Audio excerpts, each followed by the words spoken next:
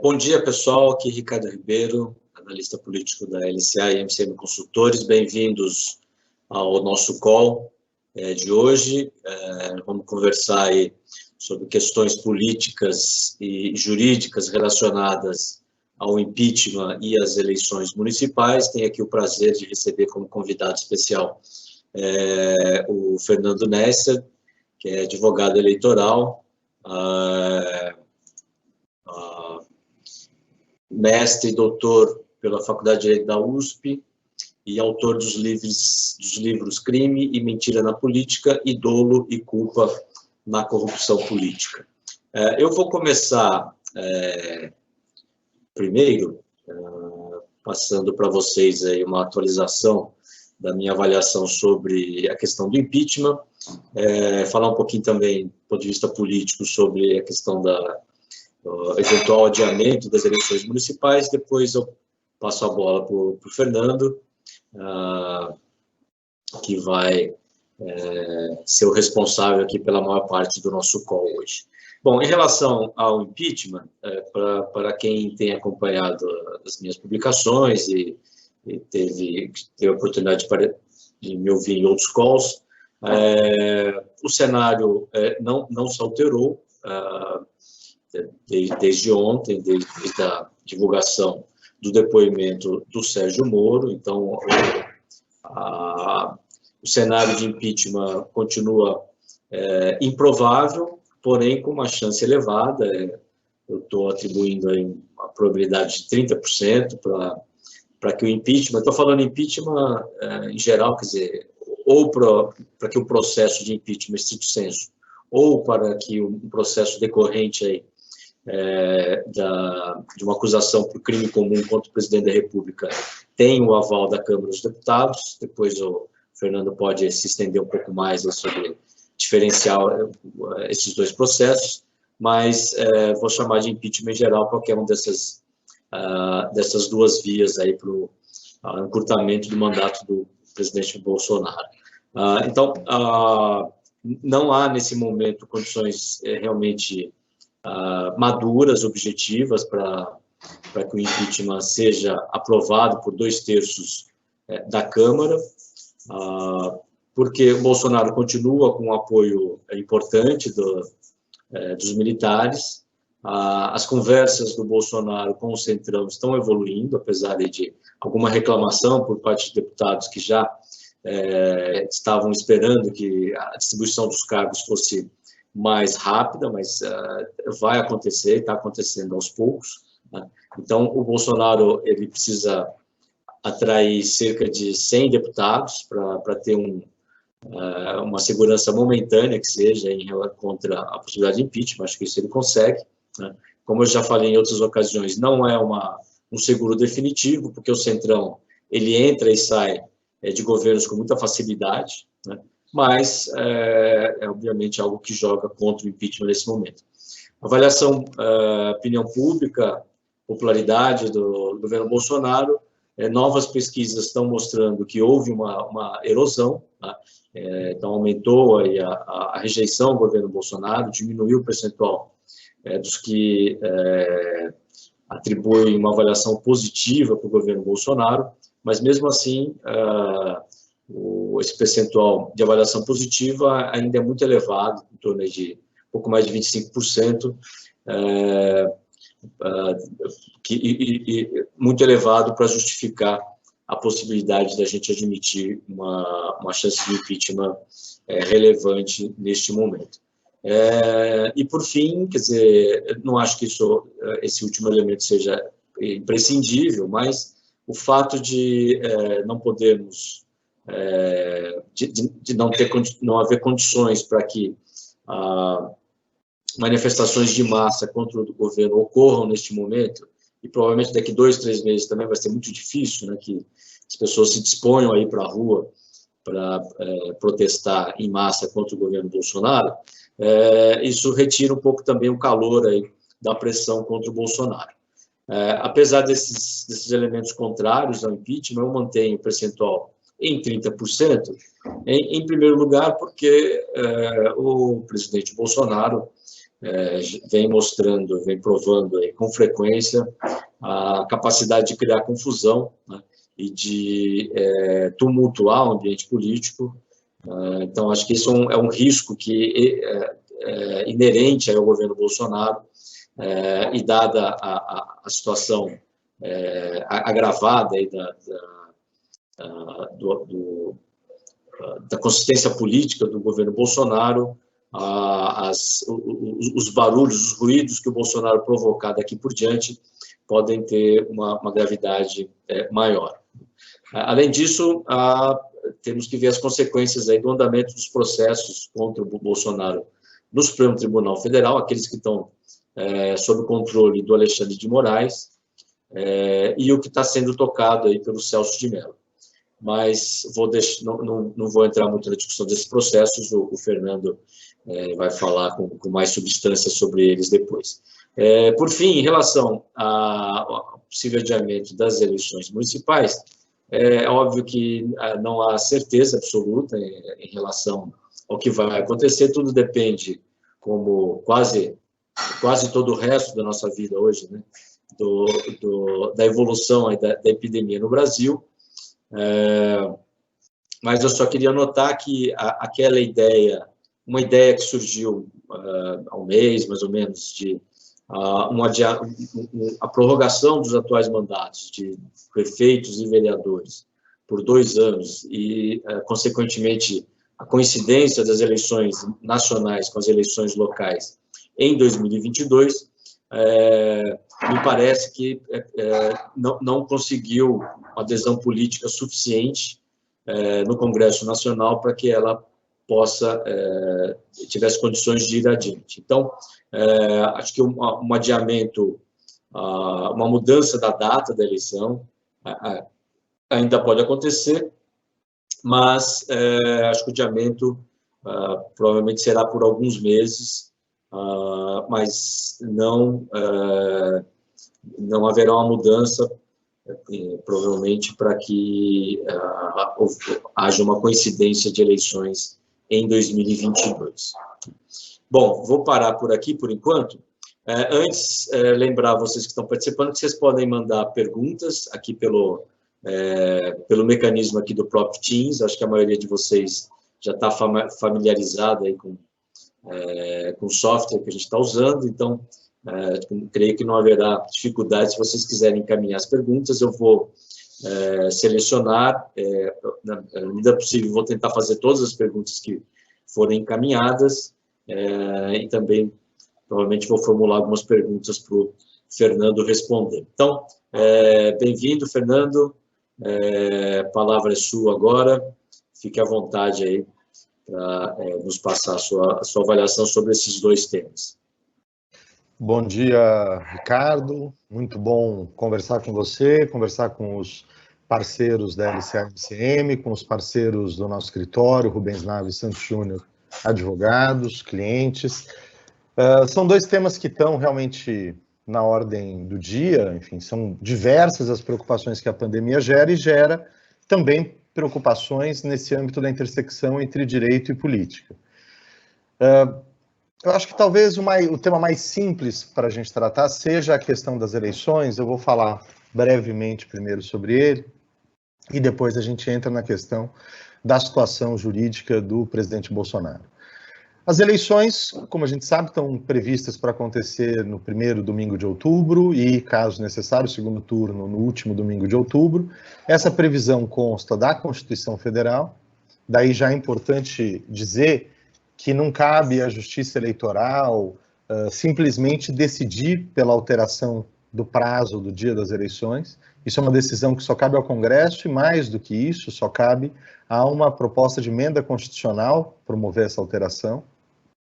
Além disso, atrelado ao dia das eleições, você tem uma série de outros prazos que estão fixados em lei, em geral na Lei Geral das Eleições, na Lei 9.504 de 97, e, portanto, uma mudança do calendário eleitoral, exigiria a aprovação de uma proposta de emenda constitucional e logo em seguida de um projeto de lei ajustando prazos de registro de candidaturas, início da propaganda, prestação de contas, convenções partidárias, enfim, os prazos que caminham junto com o dia da eleição. O TSE já mostrou claramente que concorda com essa visão, enfim, que não quer buscar para si um protagonismo nessa matéria. Houve a resposta a uma consulta formulada por um deputado algumas semanas atrás, que pedia que o TSE adiasse o prazo máximo para a filiação partidária daquelas pessoas que querem ser candidatos na eleição, e o TSE respondeu que não podia fazer essa alteração, já que esse prazo consta da lei. Esse é o entendimento da ministra Rosa, que está na presidência do TSE agora até o final de maio, e também é, claramente, o entendimento do ministro Barroso, que já eleito, mas não empossado, né, toma posse no fim de maio como presidente do TSE, tem sido a voz mais clara e mais eloquente do TSE já tratando do tema das eleições de 2020.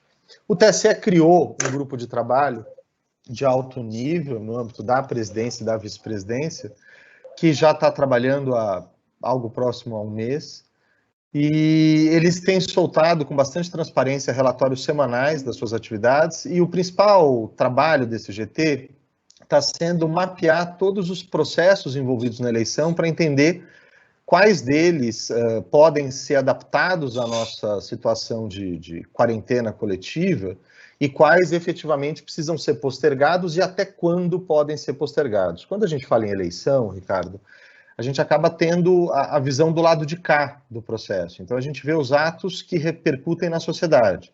As convenções partidárias, que acontecem ali entre 20 de julho e 5 de agosto, o registro das candidaturas até 15 de agosto, o início da propaganda eleitoral e a própria data das eleições. Mas essa eleição envolve muito mais do que isso, envolve uma preparação bastante complexa, com testes reiterados dos sistemas de votação, de apuração, de totalização, testes não só do software, dos softwares envolvidos no processo eleitoral, mas também do hardware, das urnas que vão ser utilizadas na eleição.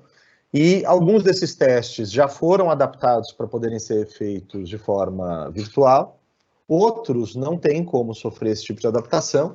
O teste das urnas envolve aleatoriamente pegar urnas que estão nos estados, ligar, desligar, ligar, desligar, X vezes, deixar tanto tempo ligado, dar tais ou quais comandos nas urnas, fazer relatórios disso para verificar se está tudo ok.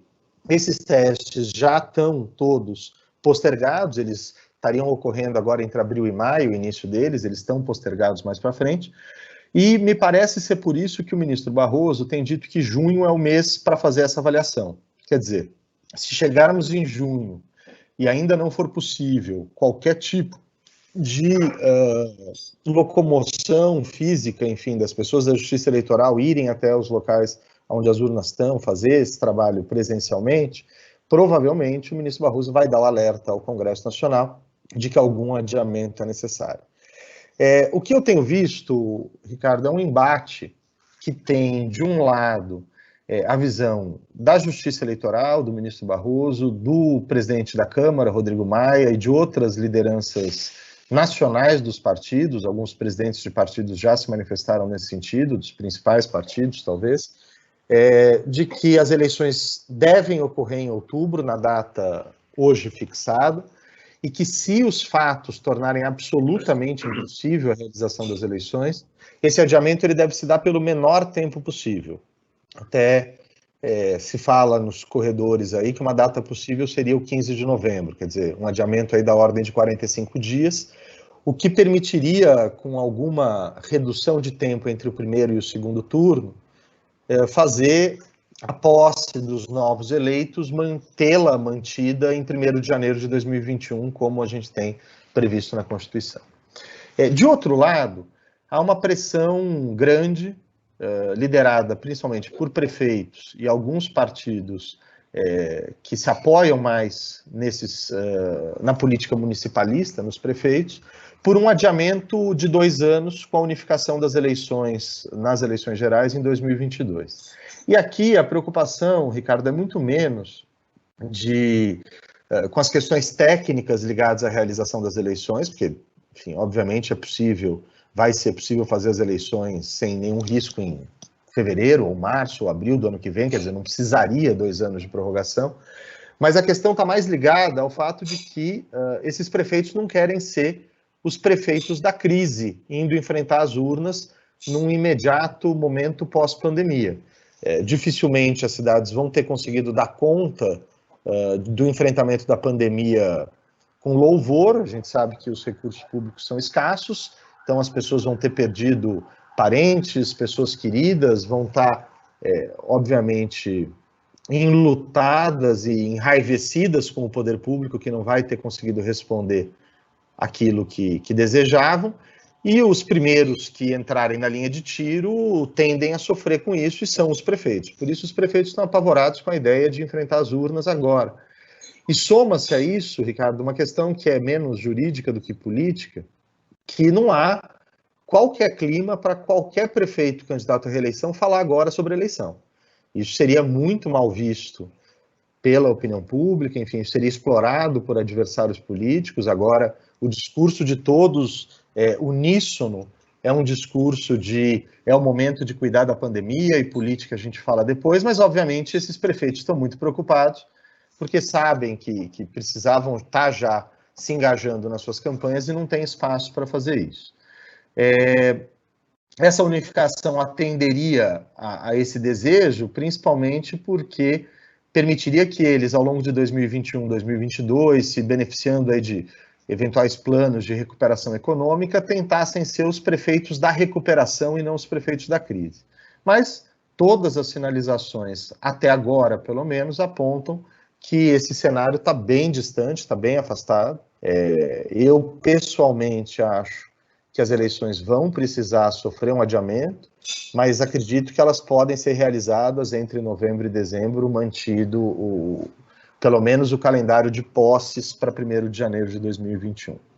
Eu acho que esse é a minha avaliação, enfim, o cenário que nós temos com relação às eleições. Fernando, me permite interromper rapidinho aqui. Saiu hoje no noticiário que o ministro Luiz Roberto Barroso cogita a possibilidade de realizar a eleição em 4 dias. Isso pode ser uma alternativa também, né, para evitar aglomeração. Imagino que isso necessite também uma mudança legislativa nessa lei. Essa matéria saiu no Valor Econômico hoje. Ela não me parece uma matéria muito embasada, viu, Ricardo? Eu acho que isso é muito mais uma repercussão de uma ideia que pode ter surgido em algum comentário, mas não se trata de um tema que esteja sob estudo, e isso exigiria alterações do sistema de votação que eu não sei se seriam possíveis de ser construídas daqui até lá.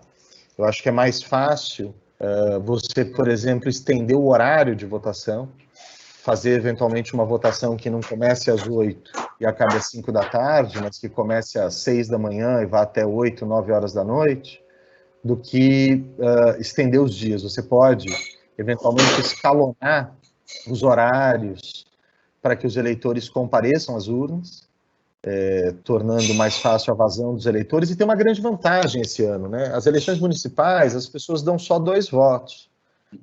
Comparado à eleição geral, onde as pessoas votam para deputado estadual, federal, governador, presidente, senador, às vezes 2 votos para o Senado, 6 votos, enfim. Você sempre teve eleições muito mais rápidas, votações muito mais rápidas nas eleições municipais. Se a gente tivesse em eleição geral, talvez precisasse se pensar numa alternativa. Mas não acho que isso possa, de fato, entrar no radar das soluções. Eu acho que faz mais sentido pensar uma solução de ampliação do horário e de escalonamento da votação dentro das sessões eleitorais. Vai ter uma situação esse ano, que já pode ser antecipada, que diz respeito à renovação do parque de urnas eletrônicas, né?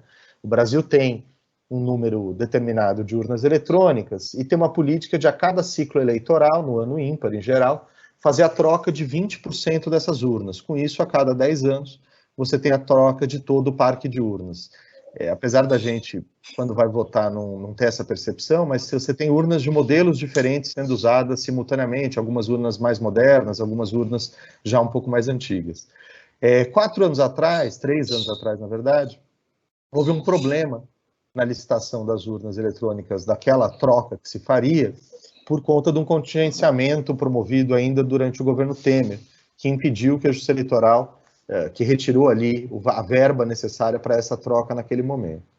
E, como havia sido aprovado logo em seguida a lei que previa o voto impresso, a Justiça Eleitoral começou a fazer a licitação prevendo novos modelos de urna com impressora.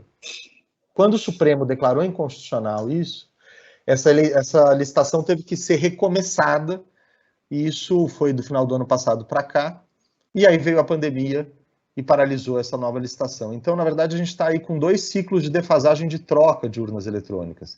Mas esse foi um dos pontos que esse GT nomeado no TSE levantou junto aos tribunais regionais eleitorais para saber quantas urnas temos em funcionamento, qual é o estado de funcionamento dessas urnas, e já asseguraram que é plenamente possível fazer as eleições, mas que haverá uma realocação de eleitores para as sessões eleitorais, quer dizer, vai haver já um aumento do número de eleitores por sessão eleitoral, não tem ainda uma estimativa de quanto isso vai aumentar o número de eleitores em cada sessão. Em geral, as sessões eleitorais têm algo entre 200 e 400 eleitores, não se sabe quantos % vai aumentar em cada urna, mas nada que vá atrapalhar muito o procedimento de votação para as eleições municipais, que, como eu disse, os votos são mais rápidos.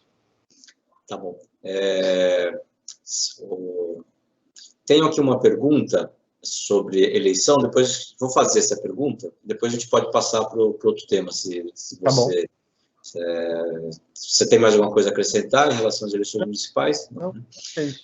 Bom, uma pergunta sobre se não seria interessante para o país o adiamento e, posteriormente, a unificação das eleições.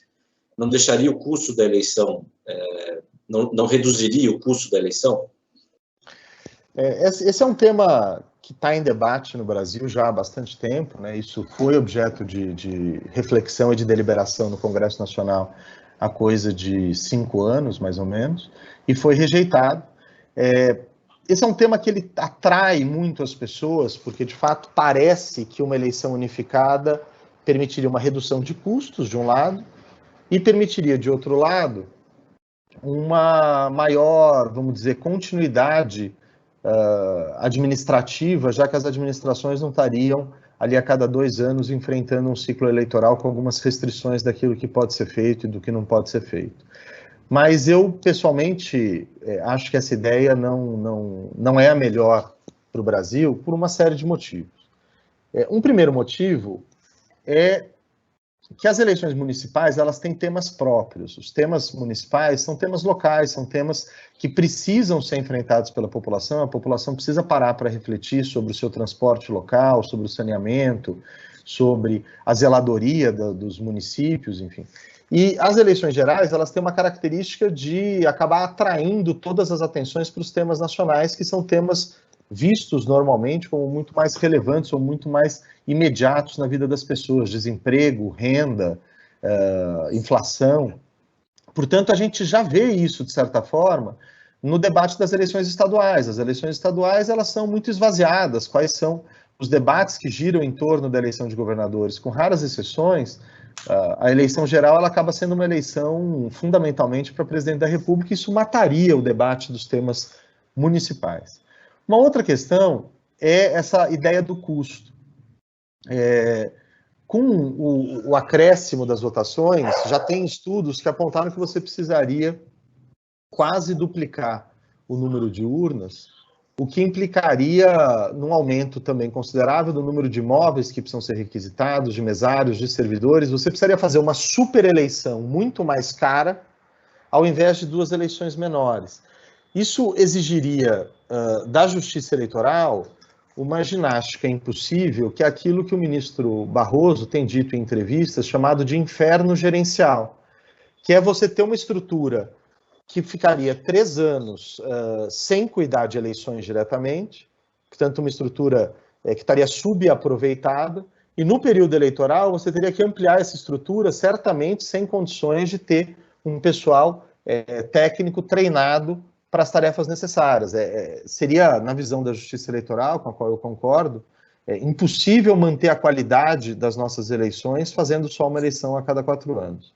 E mais um ponto, Ricardo, acho que para fechar esse ponto, há várias questões ligadas à unificação das eleições, mas me parece que é extremamente saudável para a democracia que a gente vá às urnas com uma periodicidade menor do que 4 anos. Como você tem nos Estados Unidos a ideia das midterm elections, aquelas eleições de meio de mandato, são momentos em que você permite à sociedade dar vazão às novas realidades políticas daquele último período. Você elege governantes do partido A numa eleição, passa-se 2 anos, a sociedade está ou querendo aumentar o poder desse partido A ou querendo reduzir e controlar o poder desse partido A porque não ficou satisfeito com aquilo que está sendo feito. E as eleições municipais no Brasil, elas acabam tendo essa função, ainda que não seja, como nas eleições americanas, para o mesmo âmbito federativo, né? O que a gente tem é que a população usa essas eleições alternadas para fazer um equilíbrio de poder. Se está satisfeito com a gestão da presidência da República, dá mais poder ao grupo político, ou se está insatisfeito, retira poder desse grupo político e eleva o poder das oposições. Quando você tem uma eleição unificada, a gente corre um risco muito grande de criar uma panela de pressão na sociedade, em que ela dá muito poder para um determinado grupo político em todos os âmbitos, estadual, federal e municipal, e ela não tem canais institucionais ao longo de 4 anos para dar vazão às suas eventuais insatisfações. Isso é nocivo, isso é perigoso para a democracia, e isso ainda torna muito difícil, ou muito mais difícil, a alternância de poder, que é algo saudável em qualquer democracia. Quando eu tenho uma eleição, como a no Brasil hoje, de tiro curto, né, as nossas eleições que já duraram 120 dias, passaram a durar por volta de 90, hoje duram 45 dias, você tem muito pouco tempo para trazer as ideias da oposição para conhecimento do eleitorado. As ideias do governo, elas estão a todo momento sendo expostas para o eleitorado, seja por meio da publicidade oficial, da publicidade institucional, seja por meio da imprensa, que cobre a todo momento os atos do governo. Se eu só tenho um espaço de 45 dias a cada 4 anos para que as oposições se façam ouvir, reduz muito a chance de que eu tenha alternância de poder, e pouco importa qual partido esteja num determinado momento no poder, é sempre importante que a democracia tenha essa possibilidade de alternância. Então, esse é o meu entendimento, enfim, foi assim que a Câmara se posicionou 5 anos atrás, e não me parece que haja aí uma realidade tão distinta para levar uma solução diferente hoje. Bom, eu concordo com os seus argumentos, Fernando, também não sou simpático à ideia de unificação das eleições, mas vamos passar para o próximo assunto. Tem aqui 2 perguntas ainda relacionadas às eleições, mas eu vou deixá-las para o final, e se a gente não tiver tempo, depois a gente responde por outros caminhos aqui. Então, vamos passar para o tema do impeachment. Depois de sobrar ainda tempinho, a gente volta a essas 2 questões que ficaram para trás aqui sobre as eleições. Vamos lá, impeachment, então. Tá ótimo.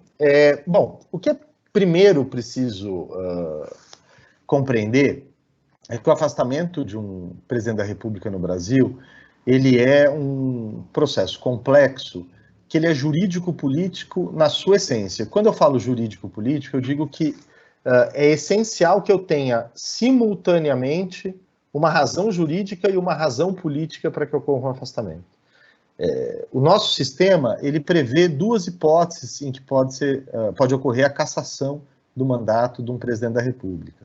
Quando ele comete um crime comum, um crime previsto no Código Penal ou na legislação especial, ou quando ele comete um crime de responsabilidade, que é um conceito nosso que vem de uma lei de 1950, a Lei 1079 de 1950, que são esses crimes, essas infrações políticas feitas por governantes, né? Chama crime de responsabilidade, mas não é propriamente direito penal do que está se tratando.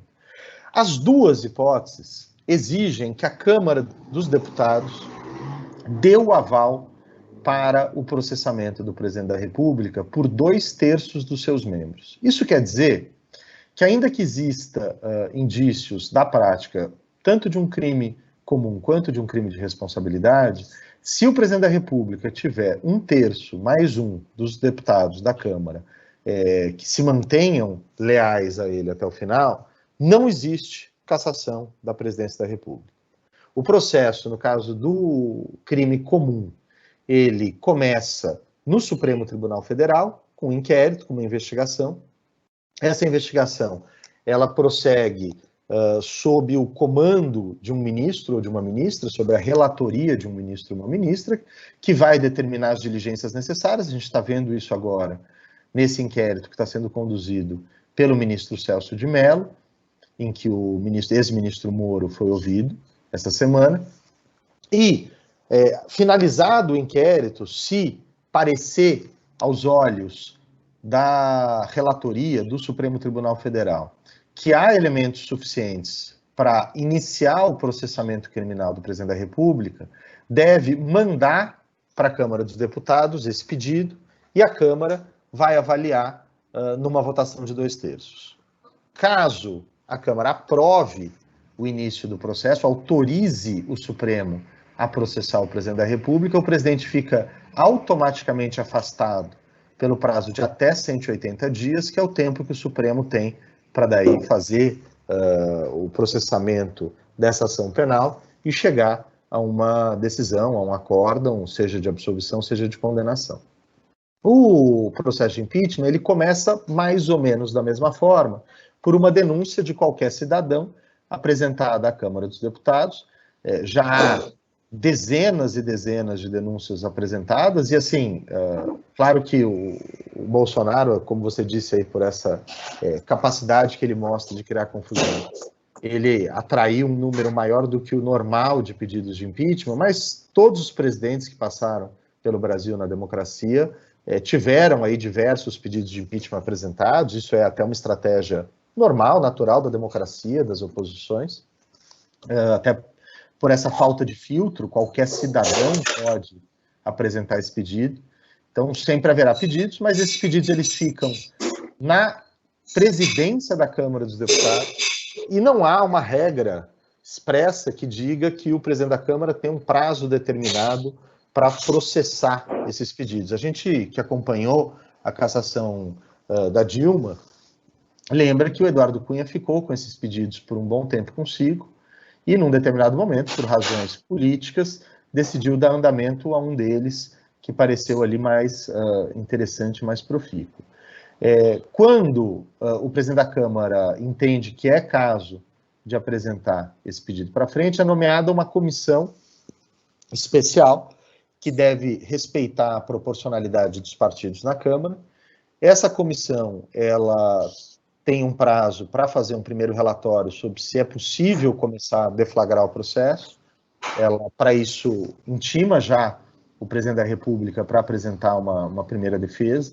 Há uma votação interna, primeiro nessa comissão, depois há uma votação no plenário, por maioria simples, para prosseguirem as investigações no âmbito da comissão. Essa comissão trabalha, ouve testemunhas, ouve especialistas, eventualmente pede a coleta de provas, a coleta de documentos, faz perícias, o que quer que seja necessário para demonstrar aqueles atos. E, finalizado o seu trabalho, ela apresenta um relatório e a Câmara vai votar numa lógica de 2/3. A diferença, talvez mais fundamental, do crime de responsabilidade para os crimes comuns é a abertura de significado dos crimes de responsabilidade. Nós temos crimes de responsabilidade que eles são absolutamente vagos. O que é quebrar o decoro e a dignidade do cargo de presidente da República é algo que depende exclusivamente do juízo político dos deputados. É diferente de um crime comum em que eu tenho, sei lá, o crime de furto é subtrair para si ou para outrem coisa alheia móvel. É uma conduta muito bem definida. Não posso dizer que qualquer coisa é furto. Furto é só aquilo que aquelas palavras apontarem ser furto. Quando eu tenho uma definição tão aberta quanto a dos crimes de responsabilidade, o que é atentar contra a independência dos poderes? Não é uma conduta específica. Um comportamento qualquer da presidência da República, eventualmente, se houver vontade política por parte da Câmara dos Deputados, pode ser enquadrado nesse dispositivo. Claro que há uma responsabilidade maior da Câmara dos Deputados, do Congresso Nacional, quando fala do impeachment de presidente da República, mas para quem acompanha o que acontece no interior afora no Brasil, é muito comum que maiorias de ocasião em câmaras municipais, porque essa legislação ela se repete no âmbito municipal, cidades pequenas com 9 vereadores, forma-se uma oposição de 6, que é 2/3, e qualquer comportamento do prefeito é tido como quebra de decoro do cargo e caça-se um prefeito por uma ocasião política. Isso, principalmente depois da cassação da Dilma, virou uma dor de cabeça e um argumento de chantagem bastante grande no âmbito das prefeituras. Mas voltando aqui, Ricardo,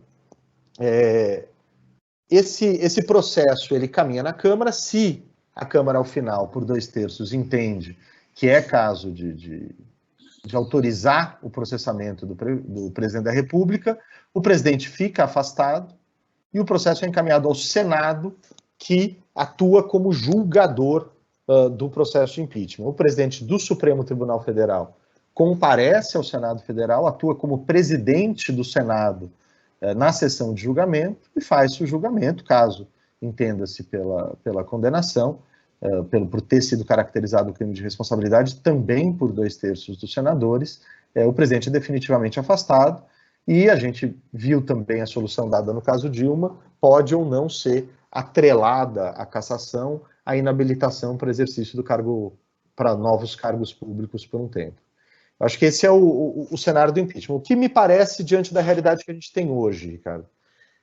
O que nós temos na prática são, de um lado, aquele inquérito que é conduzido pelo Alexandre de Moraes, que trata das fake news, que foi criado por iniciativa do próprio Supremo, uma questão até um pouco polêmica, atribuído pelo ministro Toffoli, presidente, ao ministro Alexandre de Moraes como relator, para investigar as acusações, as fake news voltadas contra o Supremo, contra os ministros do Supremo.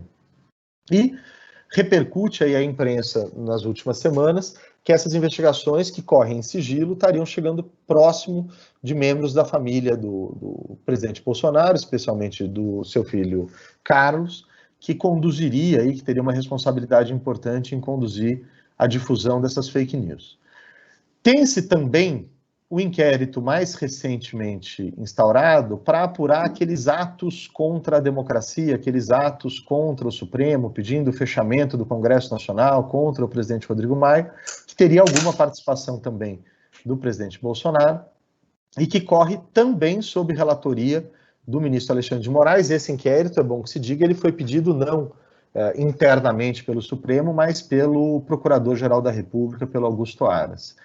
E por fim, o inquérito mais recente, que foi instaurado também a pedido do Augusto Aras, depois das acusações formuladas pelo Moro no seu pedido de exoneração, e que corre sob relatoria do ministro Celso de Mello, e que parece estar andando bastante rápido. Já houve a oitiva do Sérgio Moro.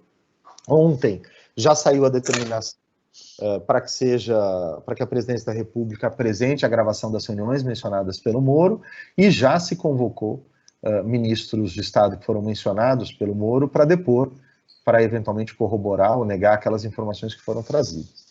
Eu não acho, pessoalmente, que desses inquéritos vá sair uma solução jurídica para a questão. Não acredito que faça sentido político para o Congresso Nacional entregar a decisão sobre a cassação do presidente para o Supremo Tribunal Federal, se pode fazer isso por si próprio pelo processo de impeachment. Mas me parece que é desses inquéritos que devem surgir os próximos elementos a eventualmente aumentar ou reduzir essa chance do impeachment que você tratou. Então, ali, como essas investigações todas correm sob segredo de justiça, como a gente sabe que partes daquilo que é apurado acabam vazando e acabam agitando o meio político, eu acho que, agregado isso à CPMI das fake news, que também é um espaço importante de oposição ao presidente Bolsonaro no Congresso Nacional, podem surgir fatos, declarações, documentos que acabem mudando esse cenário. Mas eu estou, a princípio, com você, Ricardo, e com isso já finalizo para a gente ter um tempo para as respostas, acreditando que, por hora, o impeachment não está num horizonte próximo. O presidente Bolsonaro ele tem aí algo entre 70 e 80 deputados absolutamente leais a ele na Câmara.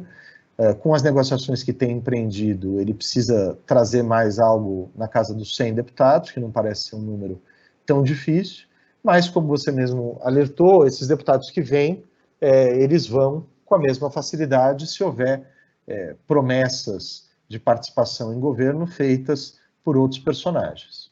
Acho que é isso. Tá bom, obrigado, Fernando. Eu tenho aqui algumas perguntas minhas, né? E vou começar pedindo para você esclarecer aí o papel do Procurador-Geral da República, Augusto Aras, eventualmente na evolução desse processo conduzido pelo Celso de Mello. A interpretação geral, segundo eu entendo, é que caberia exclusivamente ao Procurador-Geral da República a decisão importante, né, de apresentar ou não uma denúncia contra o Presidente da República. Você entende dessa maneira também? E você vê espaço para que o Supremo Tribunal Federal assuma para si essa incumbência de denunciar o Presidente da República?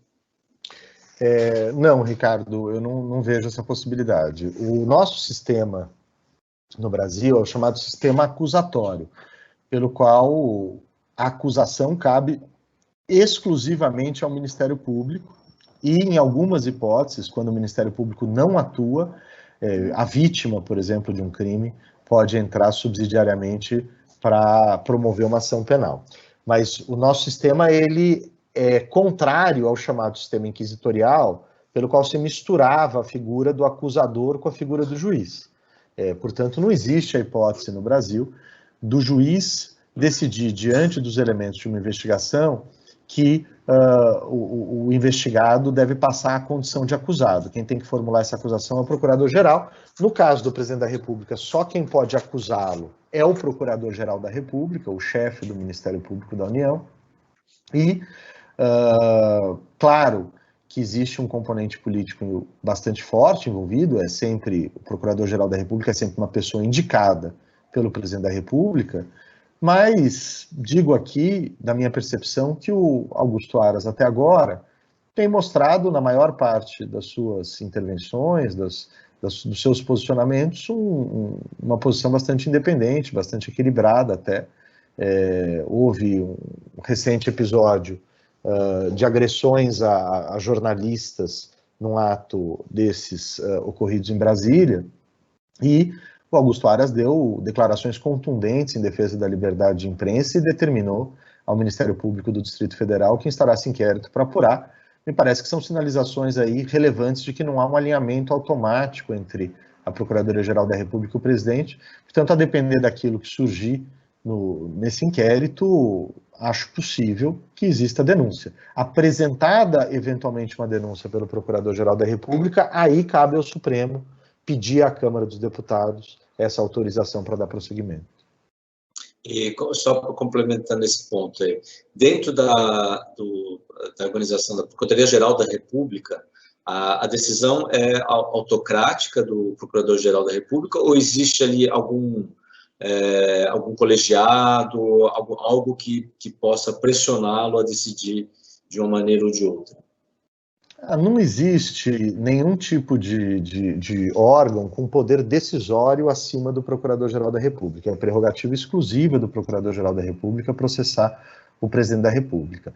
Claro que o Ministério Público ele é uma instituição e, portanto, há canais políticos institucionais. Você tem um órgão bastante forte, que é a ANPR, a Associação Nacional dos Procuradores da República, que hoje é presidida por um procurador extremamente competente, e que faz a sua pressão. Você tem o Conselho Nacional do Ministério Público, que também, obviamente, dá a sua opinião, mas a decisão, ao fim e ao cabo, é exclusivamente do Procurador-Geral.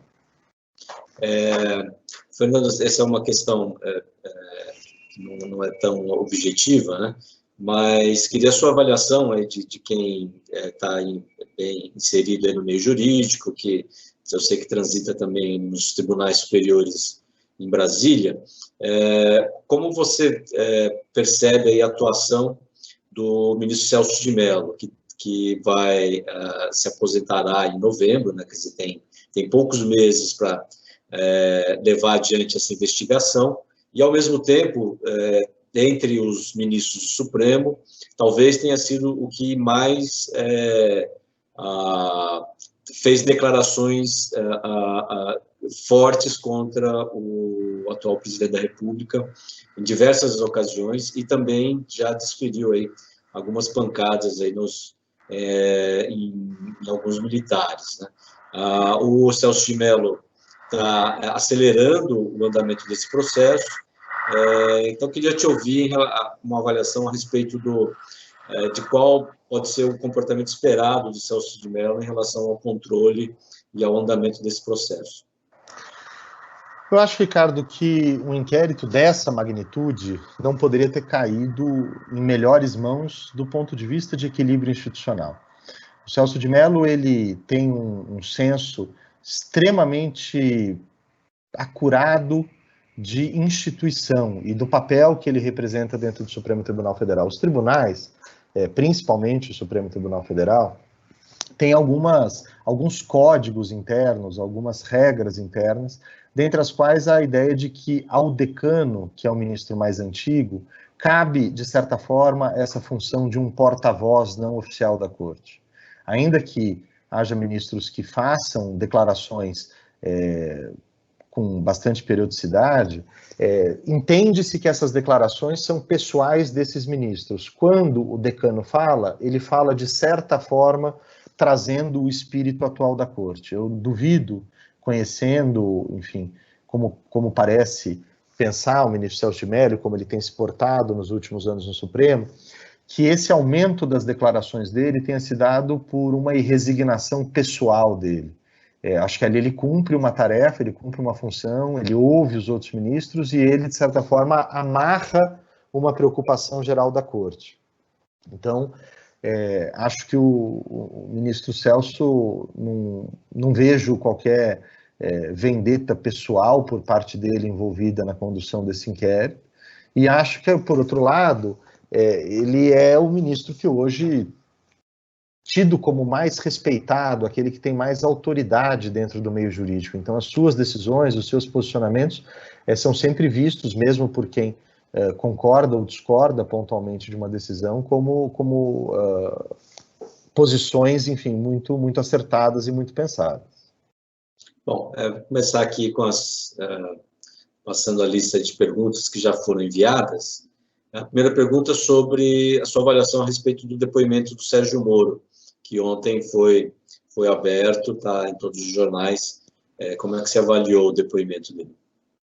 Eu acho que é um depoimento que não traz grandes contribuições àquilo que já tinha sido colocado, traz uma ou outra frase de efeito aí, como a menção a uma mensagem que o presidente teria dito: você tem 27 superintendências da PF, eu só quero uma para mim, que são questões que, enfim, têm uma repercussão política bastante ruim, mas não me parece que tragam um agravamento da situação jurídica do presidente Bolsonaro.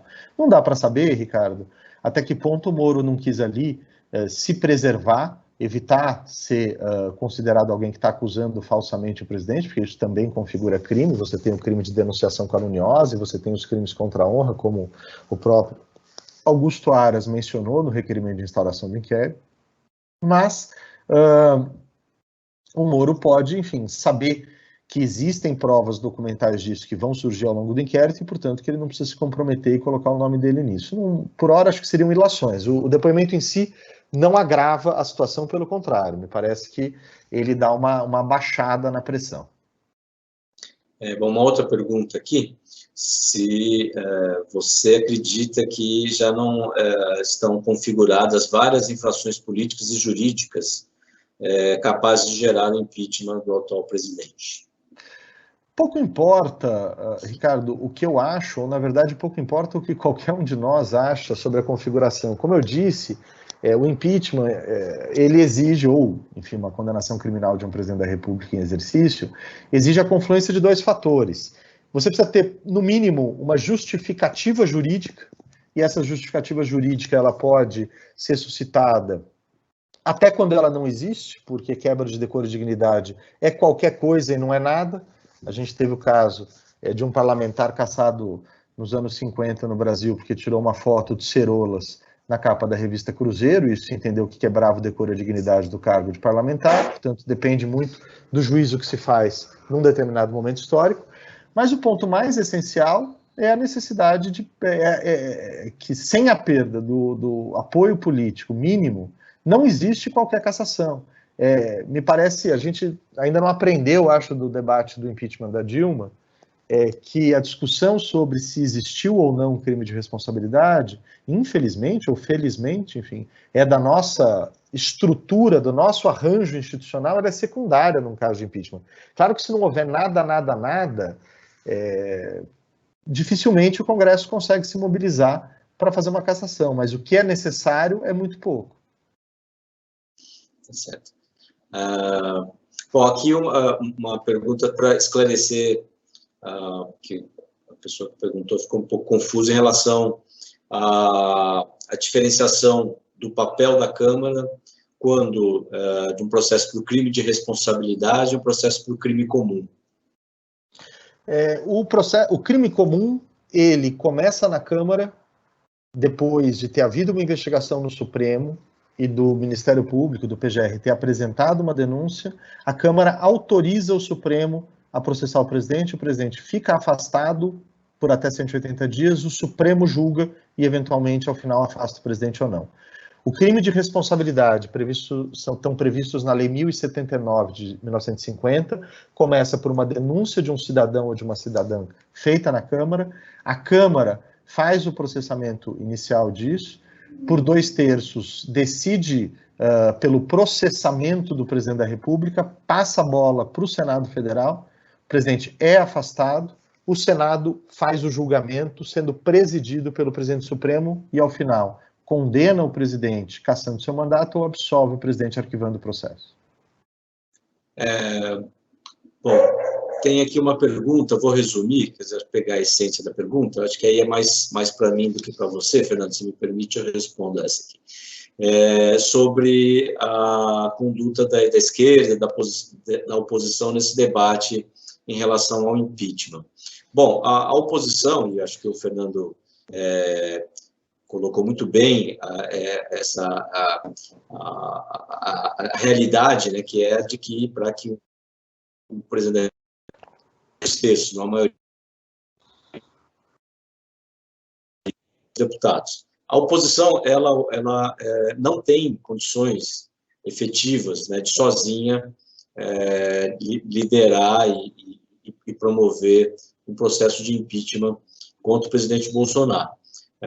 Parte da oposição, e eu vou especificar, acho que o PT está tratando bastante essa questão.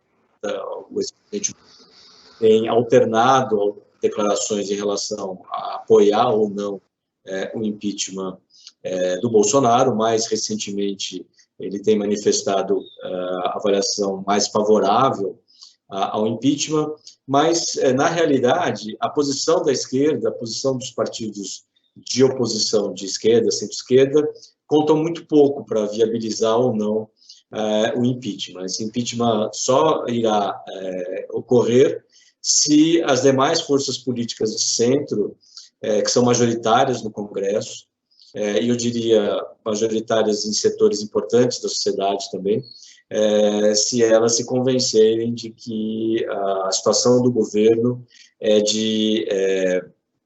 está ruim ao ponto de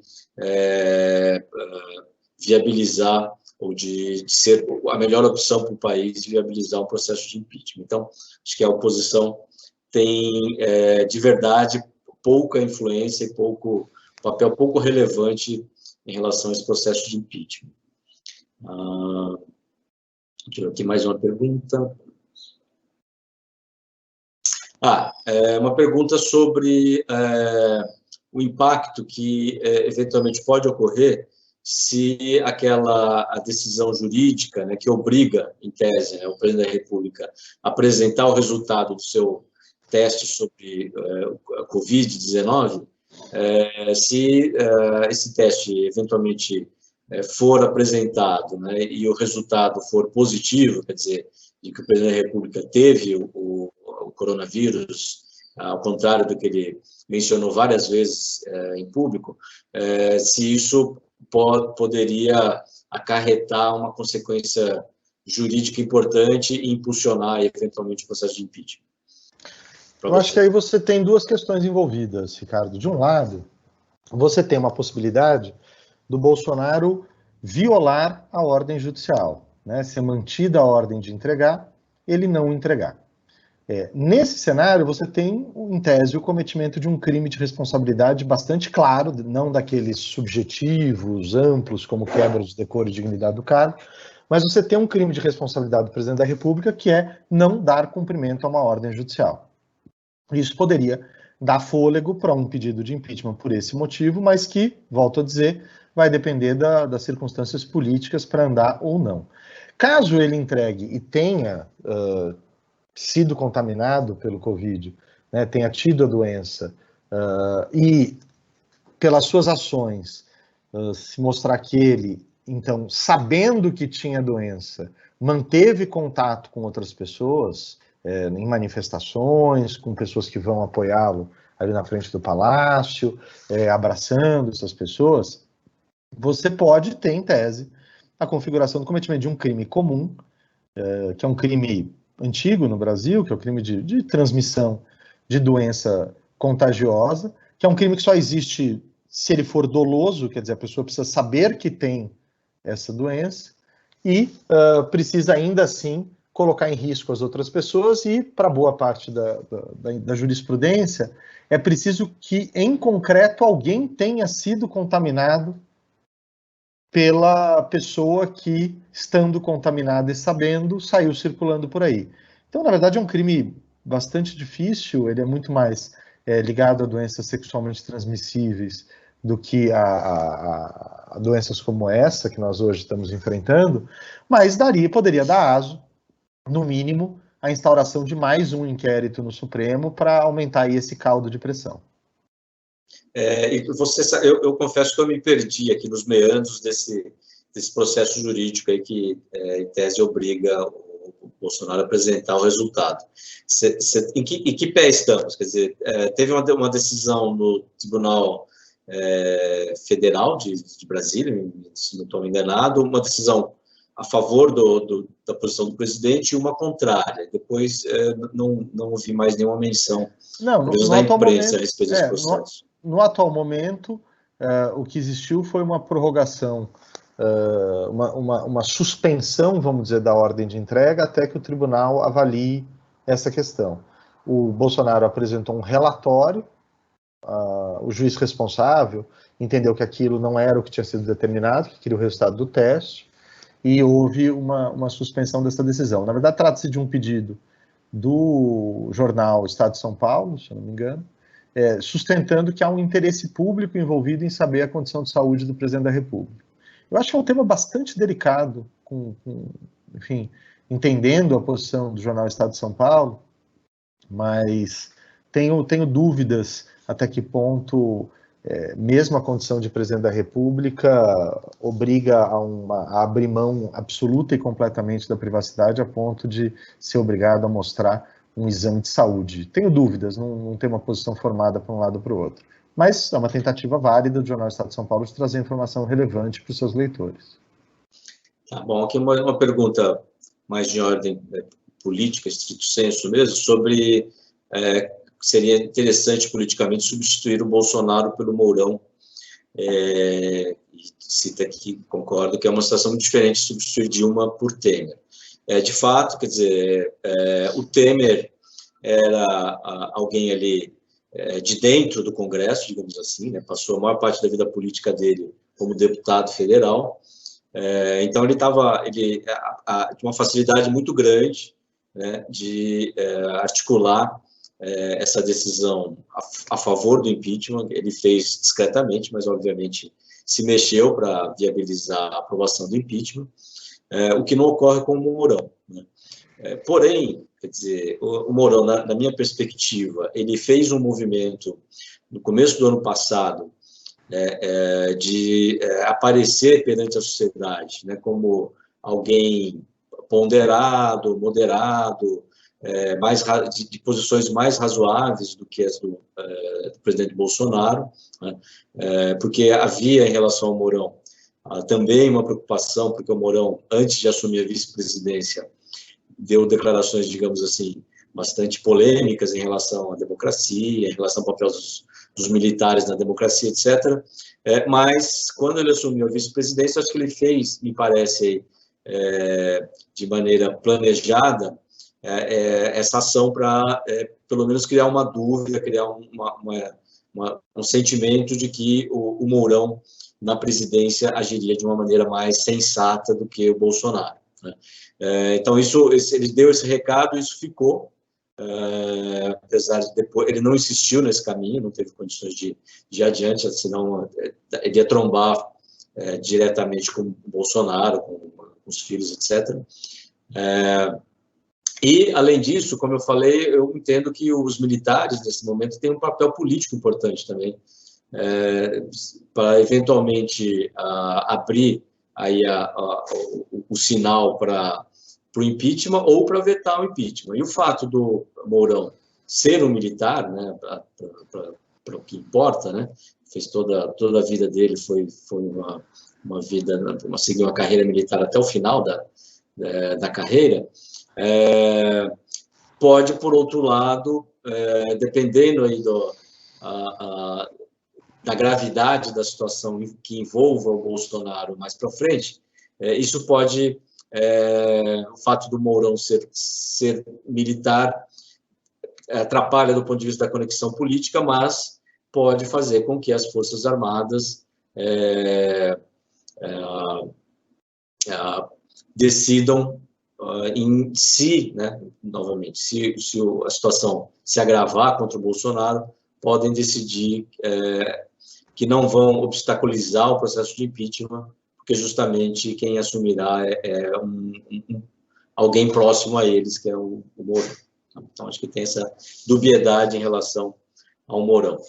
Uma outra pergunta também específica do ponto de vista político é qual seria o percentual de popularidade, o patamar de popularidade necessário aí para criar condições mais propícias para o impeachment. Não há um número que a gente possa citar como número objetivamente necessário para o processo de impeachment transcorrer, mas certamente é bem menos do que os 25%, 26%, 27% que o Bolsonaro tem neste momento, né? Eu diria que não precisaria chegar ao nível da Dilma, quer dizer, abaixo de 10% de avaliação positiva, tá? Acho que isso será muito difícil em relação ao Bolsonaro, porque ele tem uma parcela aí dos eleitores, são bolsonaristas muito aguerridos, né? Então esses ficarão aí até o final com o Bolsonaro, né? Sei lá qual é o tamanho dessa fatia do eleitorado. Algumas pesquisas mostram que podem estar em torno de 15%, né? Então, eu diria que se o Bolsonaro ficar só com esses eleitores aguerridos, algo como 15%, dependendo de outros fatores que interferem na questão do impeachment, acho que 15% pode ser já suficiente para favorecer a continuidade do processo de impeachment contra o Bolsonaro. Por fim, uma última pergunta aí, sobre uma avaliação de que as condições jurídicas para o impeachment já existem. No entanto, não existe nenhuma condição política no Congresso ou nas ruas. Vocês acreditam que essas condições possam mudar a curto prazo? Bom, há possibilidade, sim, né? Depende do, como a gente já comentou aqui, eu, Fernando também, sobre o desenrolar dessas investigações contra o Bolsonaro, e principalmente também o próprio comportamento, do meu ponto de vista, o próprio comportamento do Bolsonaro. Quer dizer, se o Bolsonaro continuar, a cada domingo, esticando a corda, né, da tensão institucional, política no país, né, a situação política para ele pode piorar, até porque imagino que, e eu tenho atribuído bastante importância, como vocês já perceberam, a posição dos militares em relação ao processo de impeachment. Quer dizer, se o Bolsonaro continuar colocando os militares numa situação desconfortável, né, de ter que se alinhar a alguém que, em várias ocasiões, ensaiou um discurso, digamos assim, não institucional, né, em relação à democracia, as condições políticas para o impeachment podem sim se alterar. E tem um outro elemento que a gente não citou aqui, que é a evolução da epidemia. Dependendo da gravidade do que vem pela frente, isso também pode contribuir para uma corrosão da imagem do governo, isso também adicionar um pouco mais de temperatura à possibilidade do impeachment. Bom, pessoal, acho que eu passei aqui para algumas perguntas não foram respondidas, mas a maior parte dos assuntos que foram abordados nas perguntas, acho que a gente conseguiu cobrir, né? Então, quero agradecer aqui a participação do Fernando. Fernando, se tiver algo a dizer aí para fechar o nosso call, fique aí à vontade. Então, eu queria uma palavra de encerramento para você, Fernando. Eu queria colocar só uma última questão, Ricardo, que muitas pessoas têm comentado sobre as eleições, que elas não ocorreriam num clima de normalidade e, portanto, seria o caso mesmo de tentar fazer o adiamento, já que estaremos aí todos nesse pós-pandemia ou ainda durante a pandemia. Há uma professora que é assessora no TSE, a professora Roberta Gresta, ela tem falado muito para a gente não cair na falácia dessa normalidade de laboratório, de imaginar que existe um cenário eleitoral perfeito, sem qualquer turbulência na sociedade, sob o risco de que a gente acabe aguardando uma normalidade que nunca vai chegar, né? Não tem nenhuma ditadura que não tenha tomado o poder dizendo que a situação estava anormal e que era preciso suspender a democracia por um tempo até que voltasse tudo à normalidade. A normalidade é a normalidade que nós pudermos ter, é a normalidade necessária para fazer um processo eleitoral, ainda que com alguns obstáculos. A Coreia do Sul fez eleições há algumas semanas no meio da pandemia, uma situação muito mais complexa. Os Estados Unidos não cogita qualquer alteração do seu calendário eleitoral, votações previstas em todo o país para novembro, porque se entende o valor que tem o voto e o acordo que se celebrou 4 anos atrás de que os mandatos terminariam naquela data. Isso é um acordo que vale para quem ganhou o mandato, para quem perdeu o mandato e vai ter uma nova chance, e para os eleitores que deram um poder por um tempo determinado. A gente tem que ter muita noção da gravidade da violação desse pacto, da quebra desse pacto. É isso, Ricardo, foi um grande prazer aí conversar contigo e conversar com os parceiros da LCA-MCM, com os parceiros do nosso escritório Rubens Naves Santos Júnior Advogados. Obrigado, Fernando. Obrigado, pessoal que nos acompanhou até aqui. Espero que tenhamos cumprido a expectativa de vocês. Eventualmente, a gente vai repetir esse call aí mais para frente, se a situação se alterar significativamente daqui para frente. Bom, então, bom dia para todo mundo e até uma próxima oportunidade. Tchau, tchau.